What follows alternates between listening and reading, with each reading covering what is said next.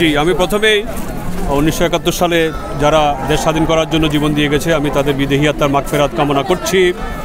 আসলে আমরা কেন দাঁড়াতে পারি নাই, এটা অত্যন্ত সুন্দর প্রশ্ন। আমরা পারিনি।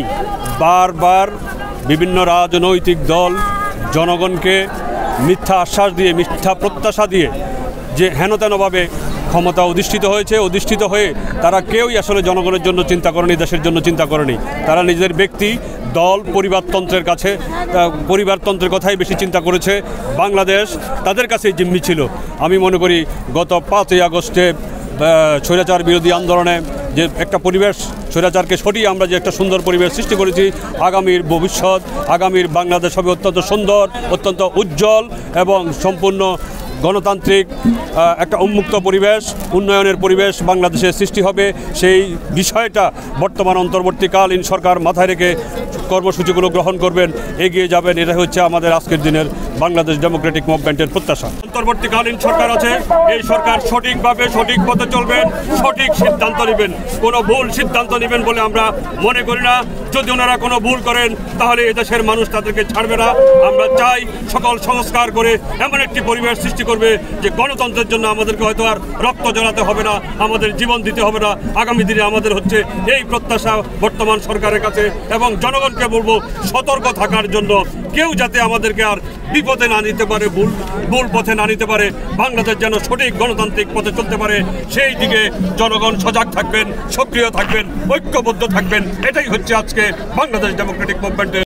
বাংলাদেশ 71 সনে 30 লক্ষ শহীদের রক্তের বিনিময়ে 24 বছর লড়াই সংগ্রামের মধ্য দিয়ে আমরা স্বাধীনতা অর্জন করেছি। এই স্বাধীনতাকে অর্থবহ করতে পারি নাই।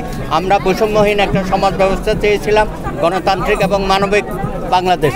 সেটা করতে পারি না রাজনৈতিক নেতৃত্বের ব্যর্থতার কারণে।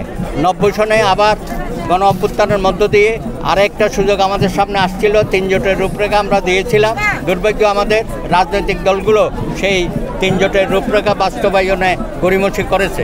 আজকে 24-এর এই যে গণ অভ্যুত্থান হয়েছে এবং 2000 ছাত্র জনতা তরুণের রক্ত এবং তাদের যে ত্যাগ, এই ত্যাগের বিনিময়ে বাংলাদেশ বিনির্মাণে আমাদের আরেকটা সুযোগ এসছে। আমরা বৈষম্যহীন বাংলাদেশ, মানবিক বাংলাদেশ, গণতান্ত্রিক বাংলাদেশ, আইনের শাসনের বাংলাদেশ প্রতিষ্ঠায় সকলে ঐক্যবদ্ধ হয়েছে। এইবার আমরা আর পথ হারাতে পারি না। চাকরি নেই, বাকরি নেই এবং গণতন্ত্র নেই। ভোটাধিকার ছিল না গত 15 বছর। আপনার মানবাধিকার ছিল না, হত্যা, গুম, এগুলো তো তারা স্বপ্ন দেখে নেই। বাংলাদেশ হবে এরকম একটা দেশ হবে যেখানে হত্যা হবে, গুম হবে, যখন যুদ্ধ করতে হবে। আজকে নতুন প্রেক্ষাপট, ছাত্র জনতার আন্দোলনে নতুন একটা পরিবর্তন আসছে। মানুষ আশা করছে এই সরকার যে এই পরিবর্তনের মাধ্যমে সর্বক্ষেত্রে পরিবর্তন আনবে। স্বপ্ন নিয়ে শহীদরা তাদের জীবন দিয়েছেন, কোটি কোটি মানুষ যুদ্ধ করেছিল, সে স্বপ্ন বাস্তবায়ন হবে। আমরা আশা করি এই সরকার সংস্কার কর্মসূচি নিয়েছে, খুব তাড়াতাড়ি সেই সংস্কার কর্মসূচি নিয়ে জনগণের ক্ষমতা জনগণের হাতে তুলে দেবে।